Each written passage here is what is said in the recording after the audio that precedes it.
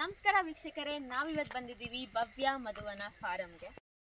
ಇದಿರೋದು ಚಿತ್ರದುರ್ಗ ಜಿಲ್ಲೆ ಹೊಳಲ್ಕೆರೆ ತಾಲೂಕು ಹಾಗೂ ವಡೇರಳ್ಳಿ ಗ್ರಾಮದಲ್ಲಿ. ಸೊ ಪ್ರತಿ ವರ್ಷ ಮೇ 20ನೇ ತಾರೀಕು ವಿಶ್ವ ಜೇನು ದಿನ, ವಿಶ್ವ ಜೇನು ಹಬ್ಬ ಅಂತ ಸುಮಾರು ಕಡೆ ಮಾಡ್ತಾರೆ, ಪ್ರತಿ ಹಳ್ಳಿಗಳಲ್ಲೂ ಮಾಡ್ತಾರೆ. ಸೊ ಜೇನು ಕೃಷಿ ನಡೆಸ್ತಿರೋರು ಮಾಡ್ತಿರೋರು ಅವರು ಈ ಹಬ್ಬನ ಗ್ರ್ಯಾಂಡ್ ಆಗಿ ಮಾಡ್ತಾರೆ, ಯಾಕಂದ್ರೆ ಅವ್ರಿಗೆ ಆದಾಯ ಬರದೆ ಈ ಜೇನು ಕೃಷಿಯಿಂದ. ಸೊ ಅದಕ್ಕೆ ಗೌರವ ಸಲ್ಲಿಸೋದ್ರ ತರ ಒಂದು ಫಾರ್ಮ್ ಅಲ್ಲಿ ಅವರು ಈ ಜೇನು ಹಬ್ಬ ಅಂತ ಗ್ರ್ಯಾಂಡ್ ಆಗಿ ಮಾಡ್ತಾರೆ. ಸೊ ಏನೇನ್ ಮಾಡ್ತಾರೆ, ಹೇಗ್ ಮಾಡ್ತಾರೆ, ಇದನ್ನೆಲ್ಲ ನಾವ್ ಇವತ್ತು ಕ್ಯಾಪ್ಚರ್ ಮಾಡಿ ನಿಮ್ ಮುಂದೆ ತರ್ತೀವಿ, ಬನ್ನಿ. ಜೇನು ಹಬ್ಬ ಅಂದ್ರೆ ವಿಶ್ವ ದಿನಾಚರಣೆಯಲ್ಲಿ ಮೇ 20ನೇ ತಾರೀಕು ಅದು ಎಲ್ಲ ಕಡೆ ವಿಶ್ವ ದಿನದಲ್ಲಿ ಆಚರಣೆ ಮಾಡುವಂತ ಒಂದು ದಿನ. ಎಲ್ಲಾ ಕಡೆಯಲ್ಲಿ ಏನಾಗಿದೆ ಅಂದ್ರೆ ನಮ್ಮಲ್ಲಿ ಒಂದು ಟೋಟಲಿ ಎಲ್ಲಾ ಹರಿದಿನ ಹಬ್ಬಗಳನ್ನ ನಾವೆಲ್ಲ ಮಾಡ್ತೀವಿ ಎಲ್ಲ ಊರಲ್ಲಿ. ಆದ್ರೆ ಜೇನು ಹುಳಕ್ಕೆ ಹಬ್ಬ ಮಾಡೋದು ಯಾರು ಇಲ್ಲ. ಅದನ್ನ ಒಂದು ಎಲ್ಲರಿಗೂ ಮಂದಟ್ ಮಾಡಿಸ್ಬೇಕು, ಎಲ್ಲಾ ಆಚರಣೆಗಳನ್ನ ಅದನ್ನ ಬೇರೆ ಕಡೆಗೆ ಸಾಕಷ್ಟು ರೀಚ್ ಮಾಡಬೇಕು ಅಂತೆಲ್ಲ ಸಂಕಲ್ಪ ಇತ್ತು. ಆ ಉದ್ದೇಶಕ್ಕೆ ನಾನಿಲ್ಲಿ ನಮ್ಮ ಒಂದು ತೋಟದಲ್ಲಿ ಒಂದು ಟ್ರೈನಿಂಗ್ ಸೆಂಟರ್ ಮಾಡಿಕೊಂಡು ಓಂಕಾರಪ್ಪರ ನಮ್ಮ ಡಾಕ್ಟರ್ ಓಂಕಾರಪ್ಪ ಸಲಹೆ ಮುಖಾಂತರನೇ ನಾನು ಅದನ್ನ ಇದ್ ಮಾಡ್ತಾ ಇದ್ದು. ಎಲ್ಲರಿಗೂ ವಂದಿಸ್ತಾ ಧನ್ಯವಾದಗಳು. ಸಹಸ್ರಾಕ್ಷ ಸಹಸ್ರಪಾತ್ ಸಭೂಮಿಂ ವಿಶ್ವತೋ ಯದ್ಭೂತಂ ಯಚ್ಚ ಭವ್ಯಂ.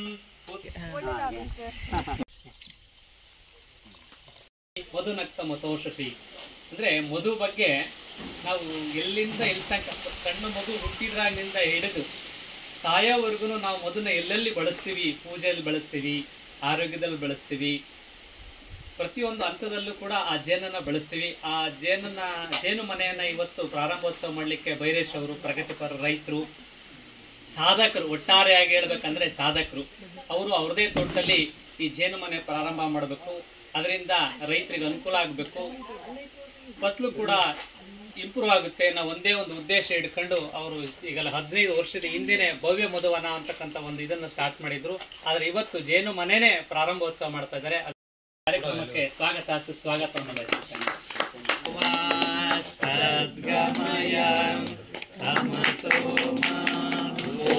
ಶಾಂತಿ ಶಾಂತಿ ಶಾಂತಿ.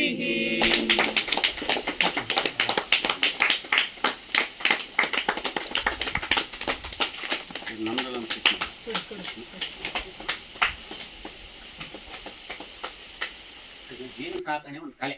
ಅವರು ತೆಗೆದು ಕೈ ಕೊಟ್ಟರೆ ನಾನು ಫೋಟೋ ತೆಗೆಸ್ಕೊಂಡೆ. ಫೋಟೋ ತೆಗೆಸ್ಕೊಂಡು ಈಗ ಹೋದೆ ನೋಡ್ರಿ, ಆ ಒಂದೊಳಗೆ ಬಿಸ್ಲಿಗೆ ಬೇರೆ ರಚಿಕೆದ್ದಲ್ಲ, ಒಂದು ಮೇಲೆ ಒಂದು ಜಾಸ್ತಿ ಒತ್ತಿಬಿಟ್ಟು ಒತ್ತಿ 5-6 ಒಳಗೆ ಒಂದು ಎಡಗೈ ಹೊಡ್ಬಿಟ್ಟು ಇದು ಎಲ್ಲ ಊಟ ಬಂದ್ಬಿಟ್ಟು ಎಡಗೈ ಹಿಂಗೆ. ಯಾಕೆ ನಾವು ಓದಿದ್ವಿ, ಪಾಠ ಮಾಡ್ತೀವಿ, ಆದ್ರೆ ಅದೇ ಬೈರೇಶಪ್ಪ ಹೊಡಿತಾವಳ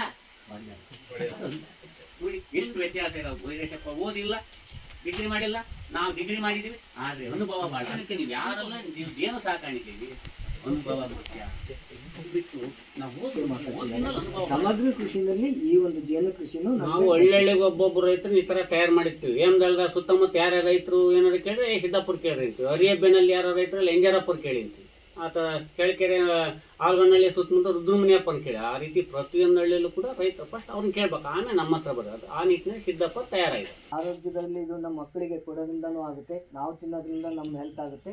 ಪ್ರತಿ ಮನೆಗೂ ಒಂದು ಜೇನು ಪೆಟ್ಟು ಇರಬೇಕು. ಇದರಲ್ಲಿ ಕೆಲವು ವೆರೈಟಿ ಐತೆ. ಒಂದು ವೆರೈಟಿನಲ್ಲಿ ನೀವು ಮನೆ ಮುಂದೆ ಇಟ್ಕೊಂಡ್ರೆ ಆ ಹುಳ ಕಡಿಯಲ್ಲ, ಬೇರೆ ಹುಳುಗಳೆಲ್ಲ ಕಡಿತಾವೆ. ಇದರಲ್ಲಿ ಒಂದು 8-10 ವೆರೈಟಿ ಐತೆ. ಕೆಲವೊಂದು ಗೊತ್ತಿದ್ದಾವೆ, ನಮಗೆ ಕೆಲವೊಂದು ಗೊತ್ತಿಲ್ಲ. ಆ ಒಂದು ಮಲ್ಲಿಪೆರ ಅಂತಲೇ ಏನಾಯ್ತು ಅದು ಹೆಸರು. ಅದನ್ನು ನೀವು ಇಟ್ಕೊಂಡ್ರೆ ಅದು ಕಡಿಯೋದಿಲ್ಲ, ಮೇಲೆ ಕುತ್ಕೊಳ್ಳೋದು ಅಷ್ಟಪಟ್ಟರೆ ಯಾವುದೇ ಥರ ಚುಚ್ಚಲ್ಲ. ಅದನ್ನು ಮನೆ ಮುಂದೆಲ್ಲ ಸಾಕ್ಬೋದು. ಅದು ಇಲ್ಲಿ ಸಿಗೋದು ಅಪರೂಪ. ಆದರೆ ಇವೂ ಅಷ್ಟೇ, ಈ ಹುಳುಗಳನ್ನು ಕಡಿಯಲ್ಲ. ಈಗ ನಿಮ್ಮನ್ನು ನಾವೇನಾದ್ರು ಬೈದರೆ ಅಥವಾ ಏನಾದ್ರು ತೊಂದರೆ ಮಾಡಿದ್ರೆ ನೀವು ನಮ್ಮ ಮೇಲೆ ಅಟ್ಯಾಕ್ ಮಾಡ್ತೀವಿ. ನಾವೇನು ಮಾಡಲಿಲ್ಲ, ಒಳ್ಳೆ ಮಾತನಾಗ ಮಾತಾಡ್ಸಿದ್ರೆ ನೀವು ಚೆನ್ನಾಗಿರ್ತೀರಿ. ಅದೇ ಥರ ಯಾವುದೇ ಪ್ರಾಣಿ ಪಕ್ಷಿ ಕ್ರಿಮಿಕೀಟಗಳು ಏನು ಮಾಡ್ತಾವಂದರೆ ಅವಕ್ಕೆ ಡಿಸ್ಟರ್ಬ್ ಮಾಡದಿದ್ರೆ ನಾವು ಅವಕ್ಕೆ ನಾವೇನು ಮಾಡ್ತೀವಿ.